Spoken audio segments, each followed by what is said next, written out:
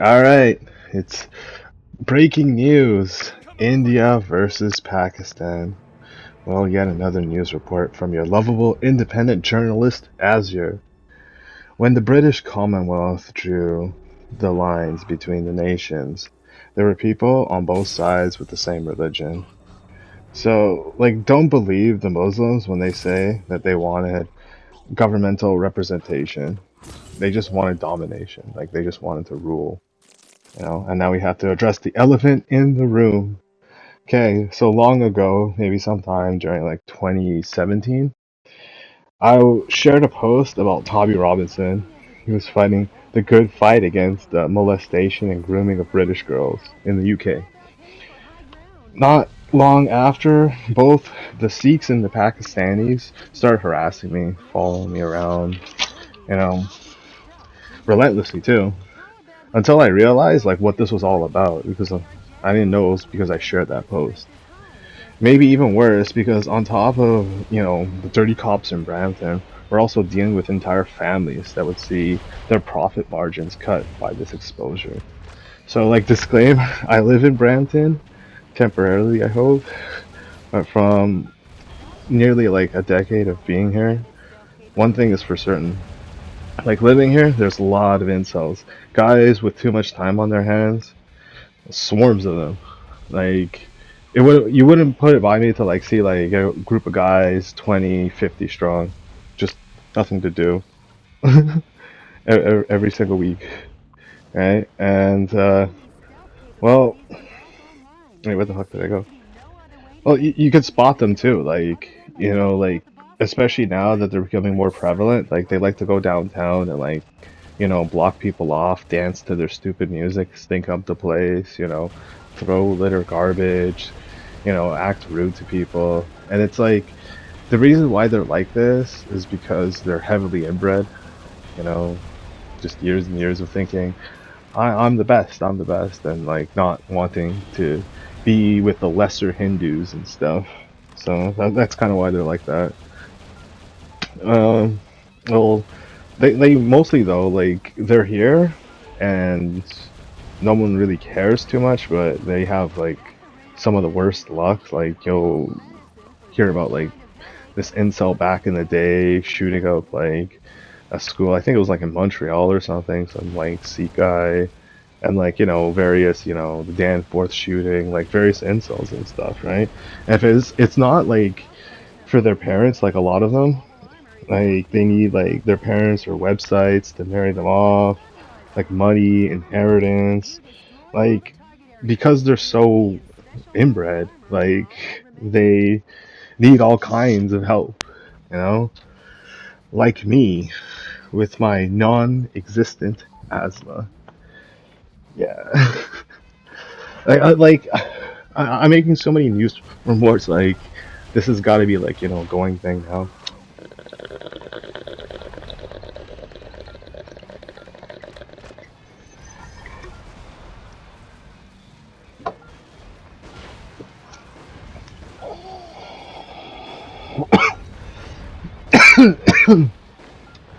Well, here we're basically witnessing the end result of censorship. Sorry, white people, Caucasian people.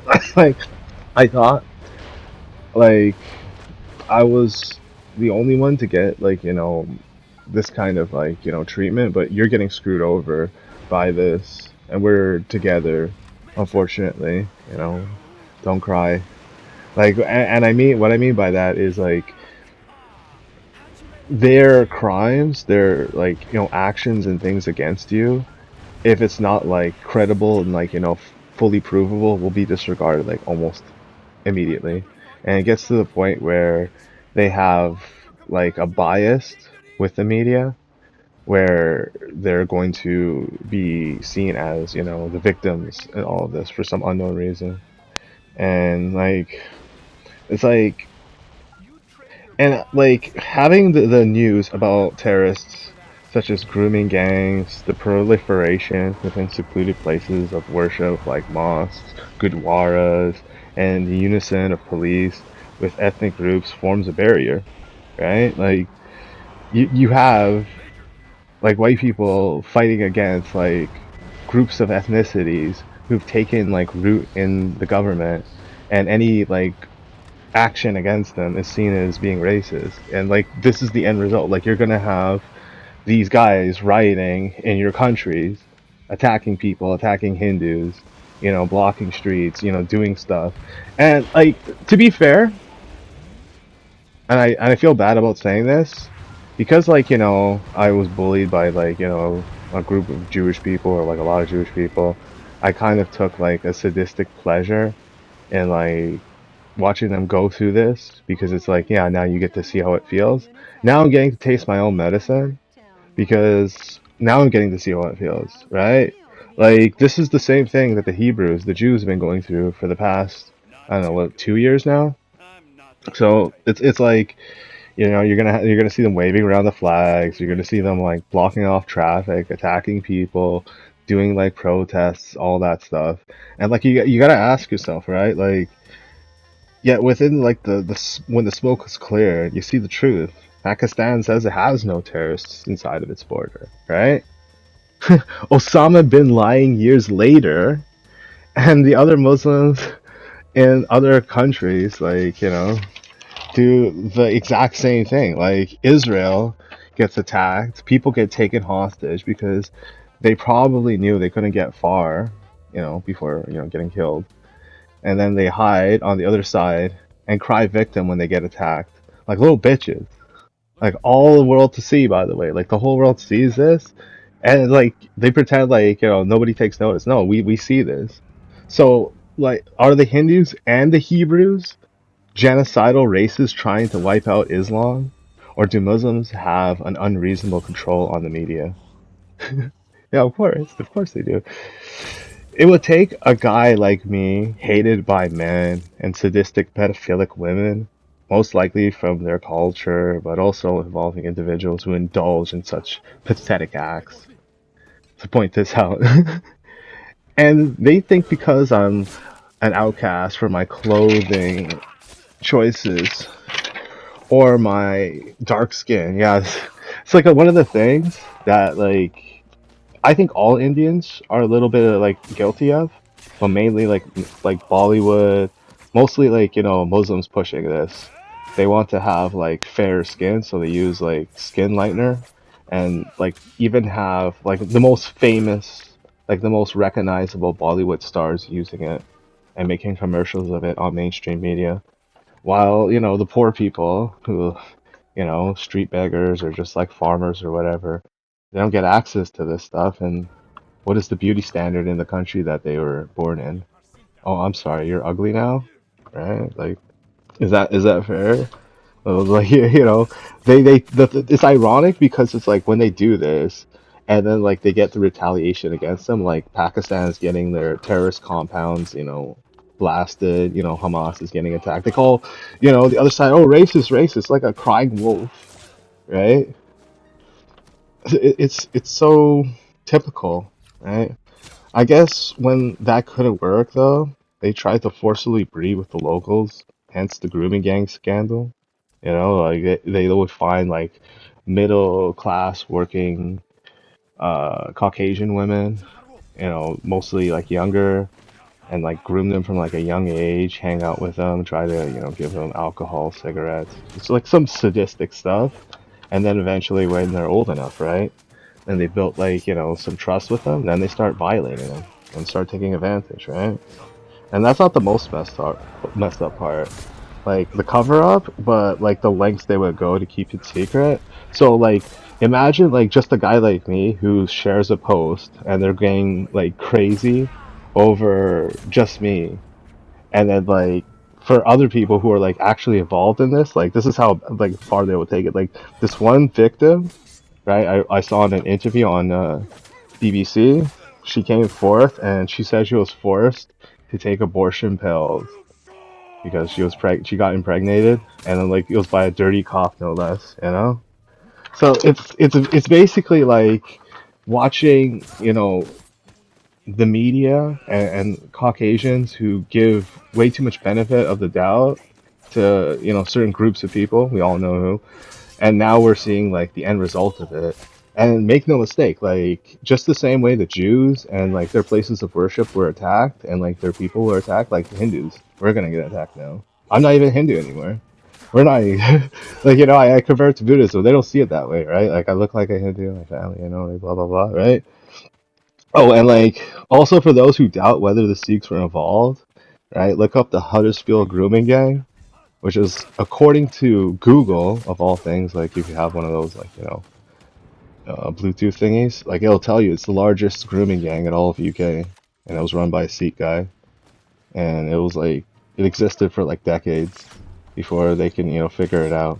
And that's not even the worst part. The worst part is there's probably like a lot more, but they're trying to cover it up because you find some of them over here getting caught for the same thing, and then like one of them's not arrested, or like the case is left open. I think like the biggest eye opener, I think, which is hilarious because I'm talking about India versus Pakistan, but like there was this Persian girl called El Nas Hajtamiri, and she went missing from her house, and like she was getting stalked out, and like just the same way I am by Sikhs, Pakistanis, right? To I guess because she left her boyfriend, and then like her boyfriend paid these people to like stalk her and attack her, you know.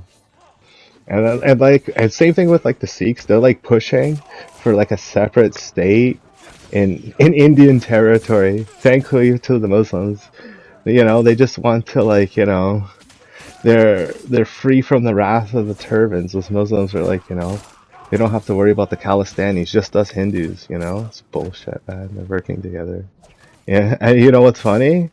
When you see them pull up with their families, burying feces and tossing excessive amounts of garbage, it's like when they go like to like Wasaga Beach, or like to like parks and stuff, and then you see like where's all this garbage come from? What does that smell? It's them, dude.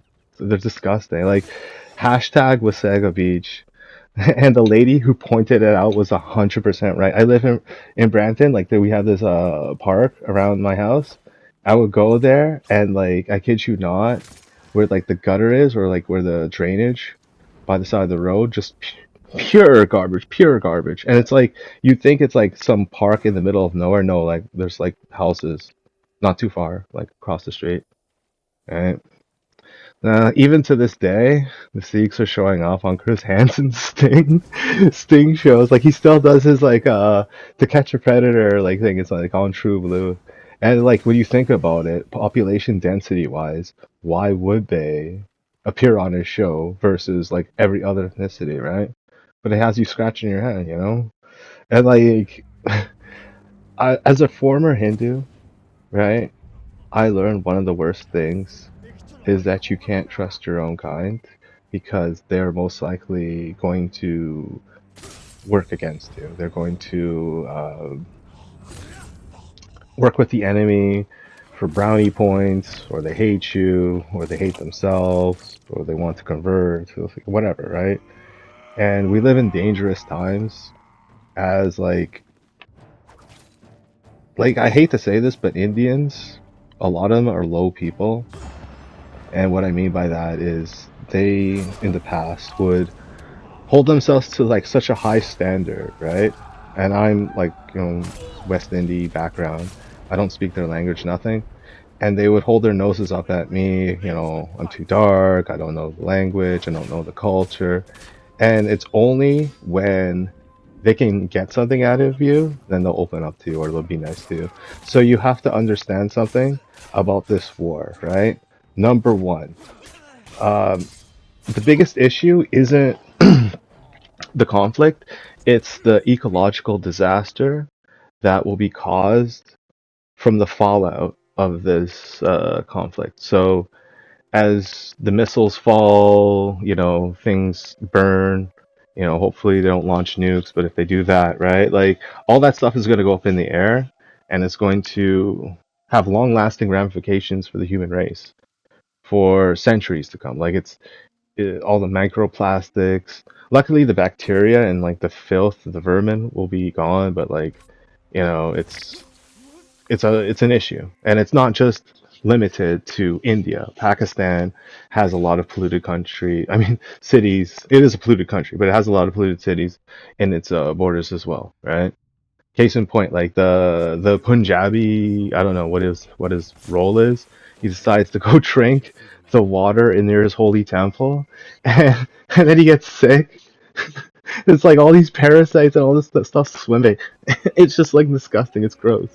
So that's like the big one. But the second other biggest one, and this is like personal to me because I was bamboozled, I was taken advantage of, listening to the whole Arab Spring, the refugee crisis, fool me once, right? Fool me twice, right? Um, I don't give a single damn about any refugee on either side. They start this conflict, they can end it. There's way too many people, and there's way too much of an issue of them coming into any country and starting problems. So, as far as refugees are concerned, they can fight and die in the country that they were born in. And that's all I care about. Like, this war that they started involves just them. But as a person against this madness, you gotta defend yourself. Sorry, I gotta be, reasonable and realistic. Well, thanks for listening, and stay safe, I guess.